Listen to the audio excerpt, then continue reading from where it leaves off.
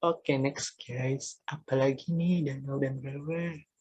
Danau dan rawa adalah, buat yang nggak tahu, danau adalah sebuah cekungan yang berisi air alami yang biasanya tetap. Kalau rawa adalah tanah yang emang basah gitu. Sebuah daratan yang terendam. Beda loh. Danau itu cekungan, daratan itu, kalau rawa itu daratan yang terendam. Nah, langsung aja kita pembagian nih kan. Bagi danau ada danau tektonik, vulkanik, tektovulkanik. Itu adalah berdasarkan faktor pembentuknya. Tektonik oleh gerakan tektonik, vulkanik oleh intruksi magma atau ekstruksi magma. Tektovulkanik adalah gabungan dari keduanya. Danau Kars atau Dolina. Danau Kars atau Dolina ini adalah di daerah kapur banyaknya. Kalau danau glasial, danau yang dulunya ada es. Jadi dulu ada daratan cekungan, dulu diisi sama es pada zaman glasial. Di situ es mencair, terbentuklah danau di sana, diisi air. Nah, selanjutnya danau bendungan alam. Ini danau buatan, enggak, ya danau buatan. Pembagian rawa. Ada rawa yang enggak mengalami pergantian air dan ada yang mengalami pergantian air. Kalau nggak mengalami pergantian air, airnya asam, merah, dan tidak ada organisme hidup. Kalau mengalami pergantian air, biasanya dekat sungai dan di rawa pasang surut. Sekarang lanjut laut. C, vitamin C. Jokes. Oke, langsung kita klasifikasi. Buat yang nggak tahu laut, ya masa nggak tahu sih. Jadi klasifikasi laut menurut kedalamannya, ada zona litoral, itu ini, yang A. Ini biasanya zona pasang surut disebutnya. Jadi saat pasang, dia ada laut, tapi saat surut, dia jadi pantai. Nah, ada lagi zona neritik.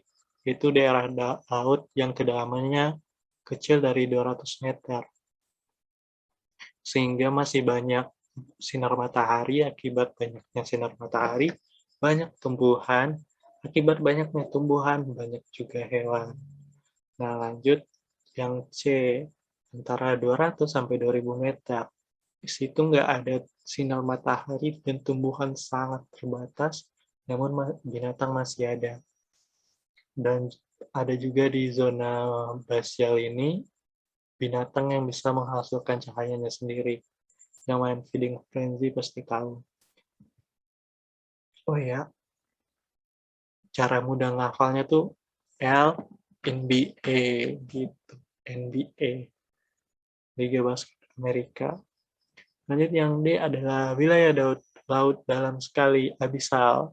Itu di bawah 2000 meter, suhunya sangat rendah atau dingin, nggak ada sinar matahari, tekanan sangat berat, binatang sangat terbatas, dan tumbuhan nggak ada sama sekali. Nah, berdasarkan letaknya, ada laut tepi, laut pertengahan, dan laut pedalaman. Kalau tepi ini antara benua dan pulau. Ke pertengahan biasanya antara dua benua gitu, ke benua Asia dan benua Afrika, benua Afrika dan benua Eropa. Kalau laut pedalaman tuh kayak hampir kayak danau gitu, laut, terus hampir dikelilingi semuanya oleh daratan gitu. Contohnya Laut Kaspia. Oke, berdasarkan cara terjadinya ada 3, yaitu transgresi, ingresi, regresi. Transgresi adalah karena naiknya permukaan air laut yang disebabkan oleh pencairan es. Ingresi terjadi karena adanya penurunan dasar laut oleh tenaga tektonik. Jadi dasar laut menurun, ini terbentuklah sebuah laut baru. Laut regresi itu adalah laut yang menyempit. Jadi terjadi karena permukaan air laut turun pada awal zaman es. Nah, relief laut. Ada yang dangkalan, palung laut, lubuk laut, Gunung laut, ambang laut. Ambang laut ini adalah pembatas dua laut dalam ya. Kalau dangkalan ini ya ini masih laut dangkal. Mari kita jelasin satu-satu. Gunung laut. Gunung dapat diartikan sebagai sebuah tonjolan tinggi yang terdapat di permukaan bumi. Jadi gunung itu tonjolan yang ada di laut, gitu, tinggi tapi palung laut itu laut yang paling dalam dan sempit, curam. Kedalaman laut dapat mencapai 10.000 meter, 10 kilo. Itu jauh sih, kalau ojek 10 ribuan lah. Kalau di sini, kalau di kota nggak tahu. Lubuk laut. Basin atau lubuk laut merupakan relief laut dengan bentuk cekungan besar yang menyerupai huruf U. Jadi mirip kayak palung laut, tapi dia lebih lebar gitu. Dan tidak sedalam palung laut.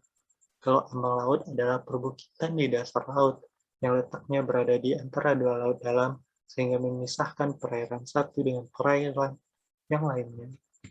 Selanjutnya adalah paparan laut atau dangkalan laut. Biasanya dekat tepi pantai, habis itu langsung ke dangkalan laut. Nah, itu yang dekat pantai. Biasanya paparan laut merupakan dataran yang menghubungkan antara satu pulau dengan pulau lainnya. Punggung laut di dataran di bawah laut yang menjulang ke atas atau biasa disebut dengan perbukitan dasar laut. Bentuk punggung laut terdapat di antara dua lempeng yang menjauh satu sama lain. Dengan begitu punggung laut memiliki lereng. Kalau lerengnya landai disebut rise. Kalau curam disebut ridge. Ridge. How to say it? Don't know. Area bawah laut. Bentuk area di bawah laut adalah berupa lembah-lembah dan sungai seperti yang ada di daratan. Selanjutnya ada pembagian wilayah laut Indonesia. Apa itu? Teritorial, zona ekonomi eksklusif, dan landas kontinen.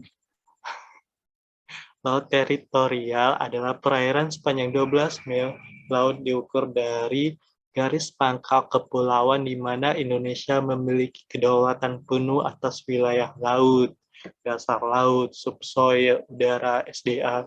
Pokoknya 12 mil habis pantai paling ujung tuh itu Indonesia menguasai semuanya. Kalau ada udang, tambang, emas, ikan itu milik Indonesia, bro. Oh ya, orang lain kalau masuk situ harus izin. Kalau tidak izin, ilegal dan kena tangkap, tembak. Zona ekonomi eksklusif, apa itu? Menurut Undang-Undang Nomor 5 Tahun 1983, Pasal 2, ZEE adalah jalur di luar dan berbatasan dengan laut wilayah Indonesia. Ini ditetapkan berdasarkan undang-undang yang berlaku tentang perairan Indonesia. Perairan meliputi dasar laut, tanah di bawahnya dan di atas, dan air di atasnya dengan batas terluar 200 mil laut diukur dari garis pangkal laut wilayah Indonesia. Pada paham nggak? Pada paham nggak? Pada paham nggak? Yang di 200 mil itu Indonesia memiliki hak ekonomi kayak ikan, udang, atau sumber daya laut lainnya. Tapi kalau kapal asing lewat sana juga boleh. Dan Indonesia tidak berhak marah kalau ada orang lain yang lewat di sana. Kapal Jepang, slow aja kalau situ nggak usah izin-izin. Yang terakhir adalah landas kontinen. Ini tuh berdasarkan kedalaman. Bila lanjutan alamiah bersifat landai, maka batas terluar landas kontinen ditandai dengan continental slope atau continental rise. Itu kayak dangkalan laut tadi gitu.